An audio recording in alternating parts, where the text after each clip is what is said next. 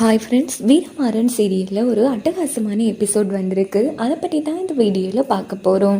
அதுக்கு முன்னாடி நம்ம சேனலை சப்ஸ்கிரைப் பண்ணாதவங்க கீழே இருக்கிற சப்ஸ்கிரைப் பண்ண கிளிக் பண்ணிவிட்டு பக்கத்தில் இருக்கிற பெல் பட்டனையும் கிளிக் பண்ணிடுங்க. சரி, வாங்க வீடியோக்குள்ளே போகலாம். நம்ம மாறன் முடிவெடுக்கிறாங்க, இதுக்கப்புறமா நம்ம அமைதியாக இருந்தோம்னா சரிப்பட்டு வராது, இப்போவே கிளம்பணும் அப்படின்னுட்டு மாறன் கிளம்புறாங்க. உடனே வள்ளி தடுத்து நிறுத்துறாங்க. டேய், எங்கடா கிளம்பிட்டா அப்படின்னு போதும். அதை இதை எப்படியாச்சும் தடுத்து நிறுத்தணும், இல்லைன்னா அவன் ராகவ் பேரை மாட்டிடுவான். இங்கே பாரு, உனக்கு எனக்கு தெரிஞ்ச விஷயம் வேற யாருக்குமே தெரியக்கூடாது, நீ கொஞ்சம் யார்கிட்டையும் பேசாமல் இரு அப்படின்னு சொல்லிட்டு மாறன் என்ன பண்ணுறாங்கன்னா வண்டி எடுத்துட்டு நேராக சாட்சியை தேடி வராங்க.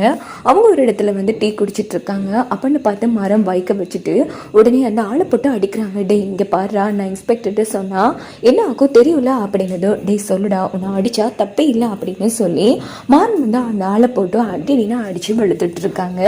அதே வழியால் தான் ஆட்டோ பிடிச்சி நம்ம வீராவும் வராங்க.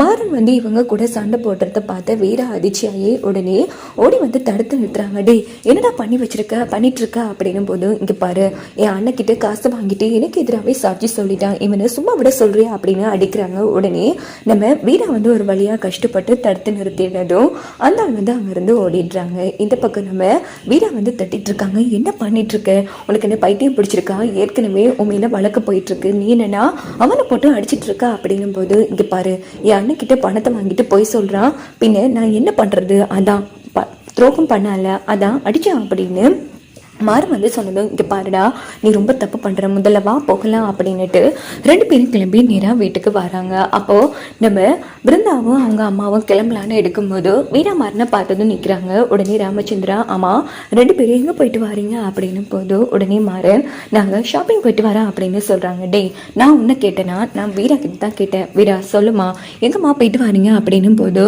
உடனே நம்ம வீரா அந்த சாட்சி இருக்காங்களே மாமா, அவனை போட்டு அடித்து சண்டை போட்டுட்டு வரான் அப்படின்னதும் ராமச்சந்திரா அதிர்ச்சி ஆறாங்க. ஏண்டா, உனக்கு எதிர்ப்பா சாட்சி சொல்லக்கூடாதுன்னு பொய் சாட்சி சொல்லி அவனை போட்டு நீ அடிச்சியா அப்படின்னு ராமச்சந்திரன் மாறனை போட்டு கண்ணா பின்னான்னு திட்டுறாங்க. உடனே நம்ம பிருந்தா அம்மா சப்போர்ட்டிவாக பேசுகிறாங்க. அண்ணே போதும், உடனே நிறுத்துங்க, என்ன பேசிட்டு இருக்கீங்க, இங்கே பாருங்க, நம்ம மாப்பிள்ளை என் மாப்பிள்ளை தப்பு பண்ணுறவரை இல்லைன்னு, நீங்கள் வேணும்னா உங்கள் பிள்ளையை நம்பாமல் இருக்கலாம், ஆனால் என் மாப்பிள்ளை மேலே எனக்கு நம்பிக்கை இருக்குது, அவர் ஈயரும்புக்கு கூட துரோகம் பண்ண மாட்டார், ஒரு விஷயத்தில் அவர் தலையிட்டார்னா கண்டிப்பாக அதுக்கு பின்னாடி வேறு எதுவும் தப்பு நடந்திருக்கும், அதுவும் ஒருத்தரை அடிச்சிருக்காருன்னா அவர் தேவையில்லாமல் அடிக்க மாட்டாருன்னு, அவர் தண்டிக்கிறவங்க கண்டிப்பாக தப்பு பண்ணவங்கள தான் இருப்பாங்க, என் மாப்பிள்ளை நல்லவருன்னு, நீங்கள் வேணும்னா உங்கள் பிள்ளையை நம்பாமல் இருக்கலாம், ஆனால் என் மாப்பிள்ளை மேலே எனக்கு நம்பிக்கை இருக்குது அப்படின்னு சொன்னதும் இந்த பக்கம் பிருந்தாவும், ஆமாம் மாறன் மாமா ரொம்ப நல்லவர், அவர் எந்த தப்பும் பண்ணியிருக்க மாட்டாருன்னு நானும் நம்புகிறேன் அப்படின்னு